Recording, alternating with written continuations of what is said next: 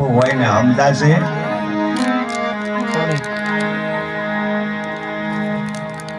એટલે જે સત્સંગ કરે એ તમને કરોડો રૂપિયા નહીં કરે, અને જો કરી આવે તો મને આપજો સાહેબ કે હું આ પૈસાથી સુધર્યો, એ શક્ય જ નથી કોઈ દાડો.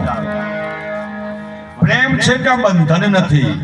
હું ઘણી વાર કહું કે 5 મિત્રો હોય, 5 આપણી જે વાત, અને કોઈ હોટલમાં જાય અને જ્યારે જમી કરીને ઊભા થાય ને એટલે 5 ખીચામાં હાથ નાખવા.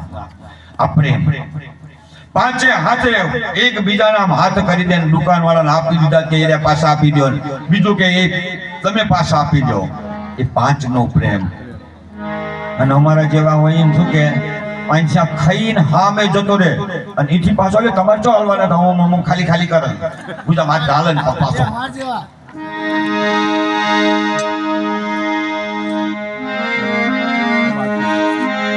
એટલે બની જાઓ કે હરી તું હે ગાડો મારો ક્યાં લઈ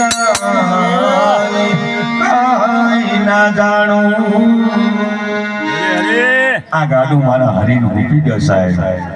ગાડું સાહેબ એમાં કશું જ આપણું નથી નથી ને નથી.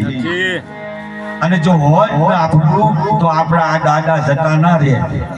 જો આપણું જ થતું હોય, આપણો કયો અર્થ સંચરે એ માગ્યા જો મળે તો રટે નહીં કોઈ રામને. જો માગ્યું મળતું હોય તો હરીને ભજી આપણે. એટલે સત્સંગ વસ્તુ છે સાહેબ, એ જીવનની મોટી કમાણી છે. તો પેલી આપણે વાત કરી કે આપણે કીધું કે જે બેને ખાતા ખાતા દળ્યું હતું એનું તો જમ થયું. તો જીવનમાં એક શેષ એટલું જ જમ રહે છે કે જે ભક્તિ ભાવ હોય એ જ, બાકીનું કશું જ રહેતું નથી. આ હમણાં આપણે કાંઈ યાદ કરશું, આપણે ગમે એટલું રોઈ લઈએ. હમણાં સાહેબ આ ભગવાનને સાખી બોલી,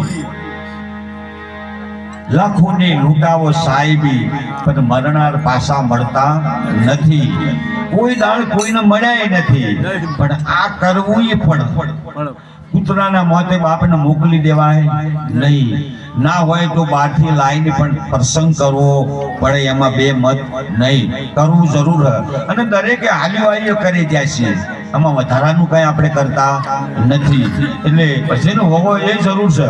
આ જો આપણે આજે આ દાદાનું મોત થયું તો આપણે રાસ ગરબા ના રાખી, રાસ ગરબા ના રાખા, એમાં ગાવાનું છે કે અમે રાસ ગરબા રાખ્યા. રાસ ગરબા અને જો રાસ ગરબા રાખ્યા તેમ જેનું ઓપોઝિટ ચોય ગરબો માતાજીનું નામ આવે, રાસ આવવા જોઈએ. ચોય નામ માતાજીનું આવે. નકર પહેલાના જૂના ગરબા હિમા કાહણી ને કલ્યાણી રે માં, જ્યાં જોવું ત્યાં જોગ માયા. આ હતું ભલાવાળા અને માને આપવું પડતું. અને આપણે એટલું પવિત્રતા પાડતા. અત્યારે તો ચાઈ નાખી દી માતાજી નું. હે બોલો રાસ ગરબા તો હું તો કહું કે ભગવાને રાસ ગરબા રમ્યા હતા, પણ ભગવાન 9 ફણ વાળો નાગ હતો. 9 ફણ નાગ, આવી 9 ફણો. એના પર કૃષ્ણ કન્યો 7-8 વર્ષની ઉંમરે નાચ્યો હતો. જો નાચો